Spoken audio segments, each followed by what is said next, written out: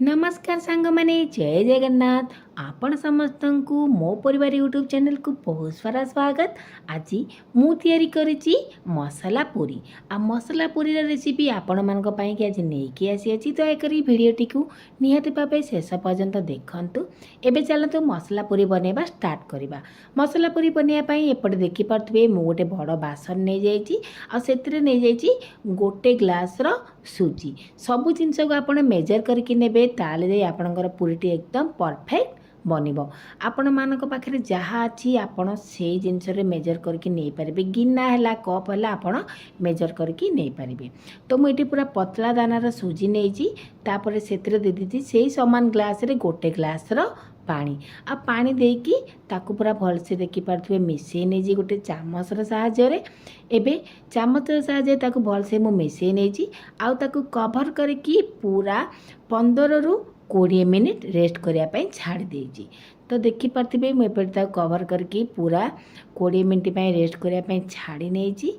20 minute पर आपण मानक देखौची मोर सुजी जो पानी देइथिली से भलसे पूरा अब्जर्व करने आ सुजीटी एकदम फुली जाइए। एबे ताको गोटे चामचर साहाय्य भलसे एमती मिसई नेली।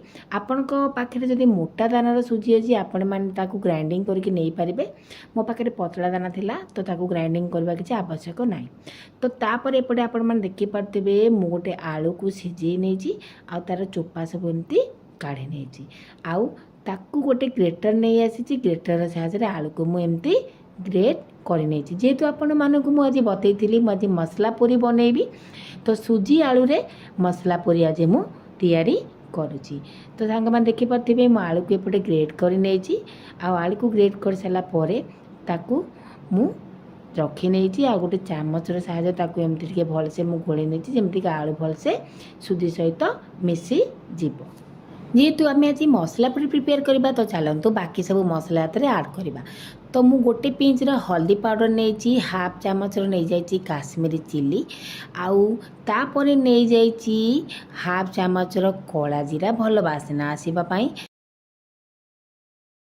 पूरीर टेस्ट आउ टे भल आसो से नहीं हाफ चामचर राशि आतापर मुझे गोटे चामचर जुआणी एमती हाथ में क्रश करके आपण मैंने जेबे भी जो पूरी बनइबे निहाती भाव में जुआणी पकेबे देखिए तार टेस्ट बहुत बढ़िया आसी थाए। तापर गोटे चामच पाखापाखि नहीं जाइए चिली फ्लेक्स तापर से पकई देइछि कसूरी मेथी गोटे चामच आ कसूरी मेथी को मु हाथ में एमती क्रश करके पकई। आपण मैंने जो पूरी भी बनइबे जमी आपण को मु फास्ट कही निहाती भाव कसूरी मेथी पकेबे कला जीरा पकेबे आउ जुआणी पकेबे। आ जुआणी आम खाद्य हजम करिबारे बहुत साहाय्य करिथाय आपण मानकु निहाती भाबे जणाथिबो। तापरे किछि कटा धनिया पत्र पकेदेली आ स्वाद अनुसार लूण पकेदेली जेमिति आपण मानकु कहितली आमे आज मसला पूरी बनेबा तो से सब मसला मु सेतरे ऐड करिछि। एबे आपण माने देखि पारथिबे मु गोटे गिना नहीं जाइछि अटा आ अटा सेतरे अल्प अल्प करी मु ऐड करूछि। आमको एक्स्ट्रा पानी दबा को पड़िबनी आमको बस एमिति ताकू चकटिबा को पड़िबो गोटे मोटा माने गोटे हार्ड डो ताकू चकटिबा को पड़िबो सेतिपाई मु सेतरे अल्प अल्प करी अटा दे देछि। तो मु गोटे गिनार अटा एबे नहीं जाइछि सेतरे पके देछि 2 चामचर रिफाइन तेल आ तेल पकई सारा पर ताको देखते मु भलसे पूरा चकटी नहीं आमे सांग माने जेमिति आपण मानकु कहितली आमे एतिरे आउ एक्स्ट्रा पानी यूज करबानी आमे बस ताकू पूरा हार्ड भाव एबे चकटिबा। तो देखि पारथिबे मोर गोटे गिना अटा देला पर भी मोर से डोटा आहुरी पानी आथिला तो मु सेतिरे आउ हाफ गिनार अटा ऐड करिछि। हाफ गिनार अटा ऐड कर सारा पर ताकू मु पूरा हार्ड भाव चकटी नौछि। आपण माने जदि पूरी केबे बनाउछन्ते निहाती भावे अटाटी को हार्ड चकटिबे देखिबे आपणकर पूरीटी बहुत कम तेल पीब। तो देखि पारथिबे ताको पूरा 10 मिनिट चकटी सारा पर मोर डोटी केते सुंदर भावे चिकन बारे मु ताको चकटी नैछि एवं ता चारिपटे एमती तेल ग्रीस करने ताकू रेस्ट करने मु कभर करके 15 मिनिट छाड़ी देछि। 15 मिनिट पर आपण मानकु देखौछि मोर अटाटी एकदम भलसे सेट हो जाइछि ताकू भलसे आउ गोटे 2 मिनिट एमती चकटी नहीं। तो देखि पारथिबे अटा को गोटे 2 मिनिट एमती चकटी सारा पर एबे जो आमे पूरी प्रिपेयर करवा माने बेलना काठी और पीड़ा को ताके एमती टिके तेल ग्रीस करने आमे जब भी पूरी बेलिबा एक्स्ट्रा गुंड किसी ऐड करबानी आमे एमती तेल जदि ताको टिके ग्रीस करदेबा ना आमर पूरी बहुत भल से बेली हो जाई थाए। तो देखिपारे एबे मु से सबू छोट छोट गोला करती जमी आम पूरी गोला तैयारी करते जमी मुझे छोट छोट गोला सब कर नौचे एपटे आपण मानक देखा सांग मैंने यही मसला पूरी रेसिपी जब आपण मानक भल लगे निहाती भाव गोटे लाइक करेंगे शेयर करेंगे आ चैनल जब नुआ अच्छा चैनल को निहाती भाव गोटे सब्सक्राइब करदे। तो देखिपारे एपटे सब मुझे गोला करके रखनी जे गोला पर टे तेल मु लगे दीजिए जहाँद्वारा कि आमर गोलाटी कौन हम ना सुखी बनी। तो देखिपारे एबे मु गोटे गोला नहीं आसी एबे जमी आम पूरी बेलती ताको ठीक से परी बेले नवा। एबे मु आपन को गोटे पूरी बेले की देखी नौची मु पूरी किपरि प्रिपेयर करूची जेमिति आपण मान को कहितली आमे तेल जदि टिके बेलेना काठिया पीढ़ा लगेदेबा आमर एक्स्ट्रा आउ किसी गुंड दबा को पड़िबन कि तेल दबा को पड़िबन आमर पूरीटी एकदम बढ़िया भाव में बेले होई जीव। तो देखि पारथिबे एबे मु पूरी को बेली नेछि ना से बेसी पतला हबो ना बेसी मोटा हबो ताको मीडियम ही रखिबे। तो एपटे मु गोटे पूरी बेली नेछि आपण मानक आ गोटे पूरी मध्ये मु बेलिकी देखी दउची आपण माने निहाती भाबे रेसिपीटी को निज घरे ट्राए करंतु।